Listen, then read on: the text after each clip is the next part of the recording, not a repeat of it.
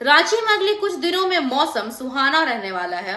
मौसम विभाग के अनुसार हल्की मध्यम बारिश और तेज हवा चलने की संभावना है। तापमान की बात करें तो दिन का अधिकतम तापमान 32 डिग्री सेल्सियस से 34 डिग्री सेल्सियस के बीच रह सकती है, जबकि रात का तापमान 22 डिग्री सेल्सियस से 24 डिग्री सेल्सियस तक रहेगा। यानी तेज गर्मी नहीं पड़ेगी और लोगों को राहत मिलेगी। आसमान में बादल छाए रहेंगे, जिससे धूप कम लगेगी और मौसम में थोड़ी ठंडी मौसम हो सकती है। बीच बीच में गरज चमक के साथ बारिश भी हो सकता है।